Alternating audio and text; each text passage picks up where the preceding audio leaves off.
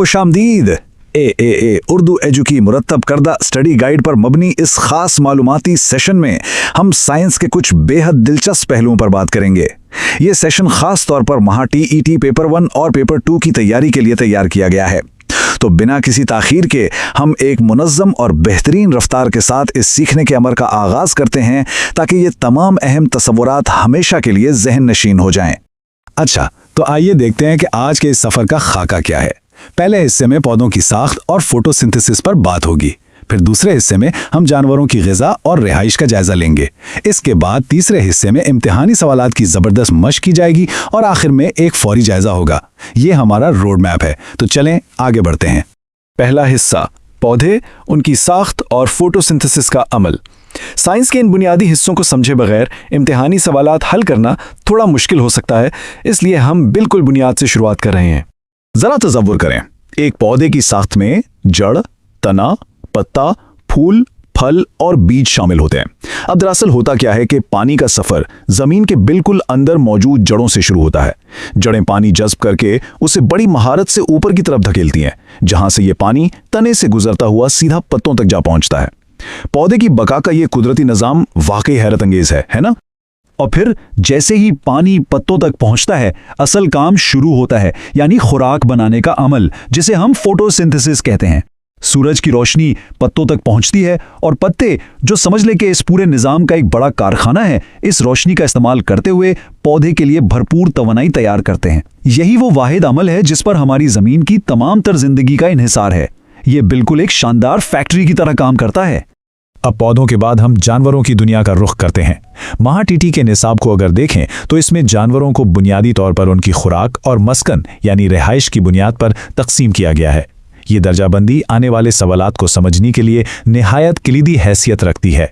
खुराक की बुनियाद पर जो सबसे पहली किस्म है वो है हर्बीवोर, यानी वो जानवर जो सिर्फ पौधे खाते हैं। गाय इसकी एक इंतहाई बेहतरीन और आम मिसाल है। गाय की तमाम तर खुराक का इन्हिसार महज घास और पौधों पर ही होता है, ये तो हम सब अच्छी तरह जानते हैं। इसके बाद दूसरी किस्म आती है कार्निवोर के। ये वो जानवर हैं जो सिर्फ और सिर्फ गोश्त खाते हैं, ये शिकारी होते हैं। अब इस जुमरे में शेर की मिसाल ले लें, जो यकीनन इस पूरी कैटेगरी का सबसे ताकतवर और नुमाया जानवर माना जाता है। अब जो बात सबसे ज्यादा दिलचस्प है वो ये कि कुदरत में कुछ जानवर ऐसे भी हैं जो पौधे और गोश्त दोनों बड़े शौक से खाते हैं। इनको ओमनीवोर यानी सब कुछ खाने वाले कहा जाता है। भालू इसकी एक बहुत जबरदस्त मिसाल है, जो वक्त और अपनी जरूरत के हिसाब से दोनों चीजों पर बासानी गुजारा कर लेता है। खुराक के साथ साथ ये जानवर रहते कहाँ हैं, इसका मुवाजना भी इतना ही अहम है। मिसाल के तौर पर घरेलू जानवर जैसे गाय, कुत्ता और बकरी, ये आमतौर पर इंसानी बस्तियों के बिल्कुल आसपास ही रहते हैं। लेकिन इसके बरक्स जंगली जानवरों जैसे कि शेर, हाथी और लोमड़ी का कुदरती मस्कन जंगल है।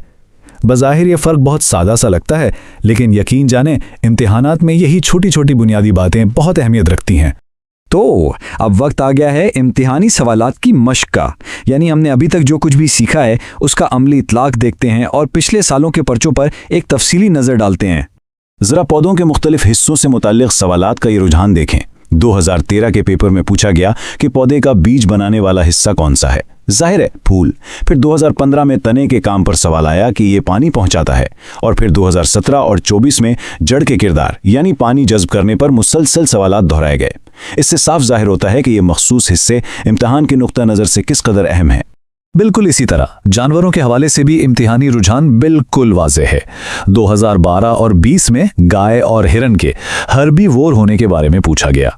2016 में कुत्ते के घरेलू होने पर और 2018 और 21 में बिलतरतीब चीते की खुराक और जंगली जानवरों के मस्कन यानी जंगल पर सवालात आए। तो अगर ग़िज़ा और रिहाइश के ये सादा से उसूल जहन में हों तो दुरुस्त जवाब तक पहुंचना बहुत ही आसान हो जाता है।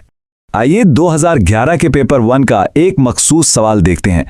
सवाल था कि पौधे में खुराक बनाने वाला हिस्सा कौन सा है, और इसका बिल्कुल दुरुस्त जवाब है पत्ता। ये सवाल इस हकीकत पर मोहर सब्त करता है कि पत्ता ही दरअसल पौधे का बुनियादी कारखाना है। फिर 2014 के पेपर 2 में इसी तसव्वुर को थोड़ा सा घुमा कर पूछा गया कि क्लोरोफिल कहाँ पाया जाता है। जवाब एक बार फिर वही है, पत्ते। یہ سیدھا سیدھا یہ تعلق ظاہر کرتا ہے کہ پتوں میں موجود کلوروفل ہی تو ہے جو فوٹوسنتھسس کے عمل کو ممکن بناتا ہے۔ یہاں سب سے اہم نقطہ یہ ہے کہ سوال پوچھنے کا زاویہ کیسے بدلتا ہے۔ اب دیکھیں، 2019 کے پیپر میں پوچھا گیا فوٹوسنتھسس کہاں ہوتا ہے؟ جی بالکل، پتوں میں۔ تو ثابت یہ ہوا کہ اگر بنیادی تصور مضبوط ہو تو ممتحن چاہے کسی بھی زاویے سے سوال پوچھے، جواب دینا بالکل مشکل نہیں ہوتا۔ اسی طرح 2023 کی طرف بڑھیں تو سوال تھا پھول کا بنیادی کام کیا ہے؟ یہ سوال دراصل پودے کی بیج بنانے کی پیداواری صلاحیت کو جانچتا ہے۔ اس سے ہمیں یہ بھی معلوم ہوتا ہے کہ پودے کے ہر ایک حصے کا مخصوص کام یاد رکھنا کتنا ضروری ہے۔ اور اب ذرا 2025 کے اس حالیہ سوال پر غور کریں جو ان تمام تصورات کو ایک ساتھ جوڑ دیتا ہے۔ پودے خوراک کیسے بناتے ہیں؟ جواب ہے فوٹوسنتھسس کے ذریعے۔ یہ سوال پودے کی توانائی کے حوالے سے کیا اور کیسے کے درمیان ایک بہترین پل بناتا ہے۔ آخر میں 2022 کا یہ سوال دیکھیے جو تھوڑا سا ٹرکی ہو سکتا ہے۔ انسان کس قسم کا جانور ہے؟ اب منطقی طور پر سوچیں تو انسان اومنیوور کے زمرے میں آتے ہیں، کیونکہ ظاہر ہے انسانی خوراک میں پودوں سے حاصل ہونے والی اشیاء اور گوشت دونوں ہی شامل ہوتے ہیں۔ اب ہم پہنچ چکے ہیں آخری حصے پر، فوری جائزہ اور اختتام۔ ان تمام معلومات کو فوراً ذہن نشین کرنے کے لیے ایک تیز رفتار جائزہ لیتے ہیں۔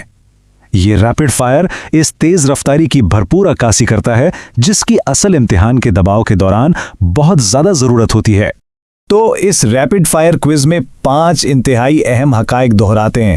ہربیور گائے، جنگلی جانور شیر، جڑ کا کام پانی جذب کرنا، پتے کا کام فوٹوسنتھسس، اور اومنیور کی مثال بھالو۔